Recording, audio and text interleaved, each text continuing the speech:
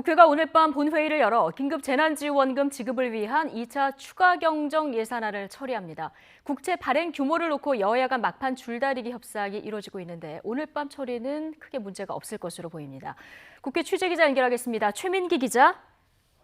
네, 국회입니다. 네, 자, 예정대로라면 오늘 추경안 처리가 이루어져야 하는데요. 예산 심사 잘 진행되고 있습니까? 네, 그렇습니다. 현재 여야 예결위 간사들이 정부의 2차 추경안과 관련해서 세부적인 심사를 벌이고 있습니다. 모든 국민에게 지급되는 긴급재난지원금 규모가 14조 3천억 원입니다. 심사의 쟁점은 전 국민 지급으로 확대되면서 애초 정부안보다 늘어난 4조 6천억 원입니다.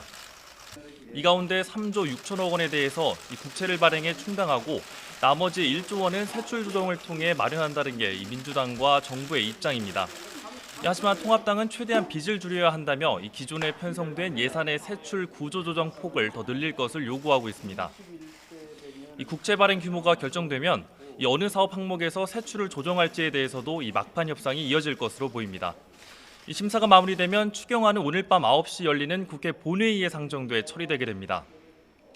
본회의에는 기간산업안정기금 조성을 위한 산업은행법 개정안과 함께 KT의 K뱅크 대주주 요건을 완화하는 인터넷 전문은행법 개정안이 상정될 예정입니다. 다만 인터넷 은행법 개정안은 앞서 본회의에서 한 차례 부결된 적이 있고 여당 내에서 반발이 나오고 있는 만큼 실제 통과될 수 있을지는 지켜봐야 할 것으로 보입니다. 네, 선거 참패 이후 내용을 겪고 있는 통합당 지도부 상황도 좀 알아보겠습니다. 자, 김종인 비대위 체제 어제 전국에서 승인이 되긴 했는데 조금 애매하게 된 상황이라 김종인 애정자는 지금 계속해서 거부를 하고 있는 이런 상황인 건가요? 네, 맞습니다. 오늘 통합당 지도부는 일단 오후 최고위원회의를 열어 김종인 내정자의 비대위원장직 거부와 관련한 대책을 논의할 예정입니다. 어제 통합당은 김종인 비대위원장 임명안을 가결했지만 임기는 4개월에만 그치면서 김종인 비대위 체제는 사실상 불발됐습니다. 어제 저녁 심재철 대표 권한대행이 김종인 내정자 집을 찾아 거듭 비대위원장직을 요청했지만 끝내 수락은 하지 않았습니다. 김 내정자는 현재와 같이 8월 말 전당대회 조건이 걸려있는 한 비대위원장직을 수용하지 않을 뜻임을 분명히 했습니다. 통합당 지도부는 어제 상임 전국위가 출석 인원 미달로 열리지 않은 만큼 당내 상황을 점검하고 성원을 이룰 수 있을지부터 확인한다는 방침입니다. 통합당 지도부는 전당대회 규정 삭제를 시도할지 아니면 다른 대안을 찾을지 고민하고 있지만 뚜렷한 대안은 없는 상황입니다. 지도부 안에서는 총사퇴까지도 거론되고 있지만 현실적인 대안이 아닌 만큼 비대위 구성을 위한 논의에 집중할 것으로 보입니다. 네, 더불어시민당이 오늘 양정숙 당선인에 대한 제명과 법적 조치를 하지 않습니까? 오늘 추가로 결정할 게 있습니까?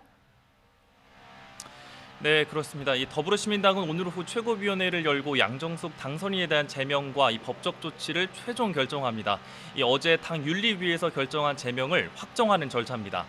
다만 본인이 자진 사퇴를 거부하고 있는 만큼 제명만으로는 당선인직까지 박탈할 수는 없습니다. 이에 따라 법적 조치도 검토하고 있는데요. 시민당은 부동산 명의신탁 의혹은 물론 양 당선인이 재산 축소와 허위 학력 기재 부분도 있다고 판단하고 법리 검토에 착수했습니다. 이에 따라 선거법 위반으로 검찰에 고발하는 건 물론 당선 무효 소송도 검토하고 있습니다. 당선 무효 소송은 당선인의 위법 행위가 있는 경우 이를 무효로 판단해달라고 제기하는 소송입니다. 대법원 단심제를 채택하는 만큼 일반 사법 절차보다 훨씬 빠르게 당선 무효를 이끌 수 있다는 점에서 현실적인 대안으로 판단하고 있습니다. 당의 최종 판단은 오후 최고위원회의를 통해 결정될 예정입니다. 지금까지 국회에서 YTN 최민기입니다.